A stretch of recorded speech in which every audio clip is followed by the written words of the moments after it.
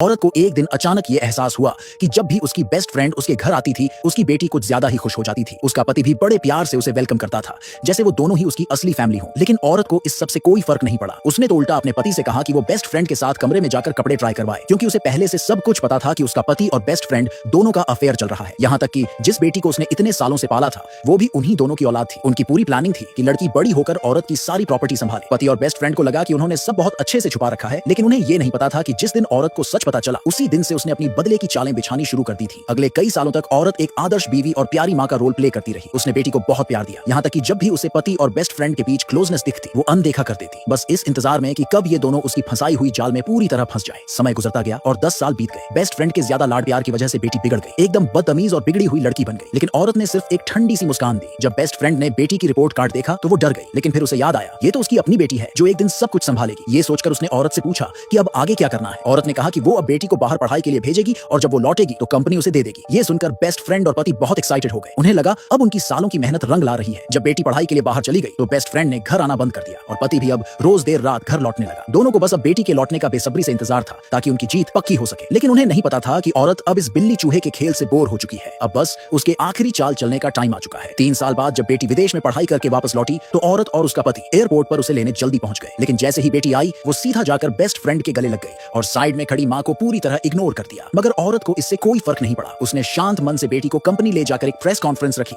जहां उसने publicly announce किया कि कंपनी के सारे शेयर्स और एसेट्स अब उसकी बेटी के नाम कर दिए गए हैं। लोग हैरान रह गए जब उन्होंने लग्जरी कार्स की कीज, गोल्ड बार्स और तमाम दौलत बेटी को मिलते देखा। सब उसे एनवी कर रहे थे कि उसके पास एक सीईओ मां है। उसी वक्त ऑडियंस में बैठी बेस्ट फ्रेंड अपने आप को कंट्रोल नहीं कर पाई। वो सीधा स्टेज पर आई और एक पैटर्निटी टेस्ट रिपोर्ट सबके सामने रख दी। उसने कहा कि ये लड़की असल में उसकी और उस आदमी की बेटी है। फिर क्या था, हर किसी ने बेस्ट फ्रेंड को जमकर क्रिटिसाइज किया कि उसने अपनी बेस्ट फ्रेंड के पति के साथ अफेयर किया और उस औरत की कोख का इस्तेमाल करके अपनी बेटी को जन्म दिया। लोगों को अब उस औरत पर बहुत तरस आ रहा था। वहीं आदमी ने बड़े आराम से कहा कि वो तो बस अपनी खुशियां ढूंढ रहा था। तभी औरत ने बेटी से पूछा कि अब वो किसे चुनेगी, और ऑब्वियस ही था, लड़की ने अपने बायोलॉजिकल पेरेंट्स को चुना। औरत का शुक्रिया अदा करते हुए उसने कॉम्पेंसेशन के नाम पर उसे सिर्फ $500 दिए। इस हरकत से लोग और भड़क गए। सबने कहा कि ये तीनों लोग कितने घटिया हैं। आदमी ने फिर सबको चुप रहने को कहा कि ये उनका फैमिली मैटर है और किसी को इंटरफियर करने की जरूरत नहीं। फिर उसने डिवोर्स पेपर्स औरत को दिए और साइन करने को कहा। औरत ने बिना एक पल रुके साइन कर दिए। बेस्ट फ्रेंड को लगा कि शायद औरत कोई डिमांड करेगी, पैसे या प्रॉपर्टी की, लेकिन जब उसने यूं ही साइन कर दिए तो वो खुशी से झूम उठी। अब जब तीनों लोग अपने जीत के सेलिब्रेशन मूड में थे, औरत ने एक लास्ट जेस्चर किया। उसने अपने स्टाफ से कहा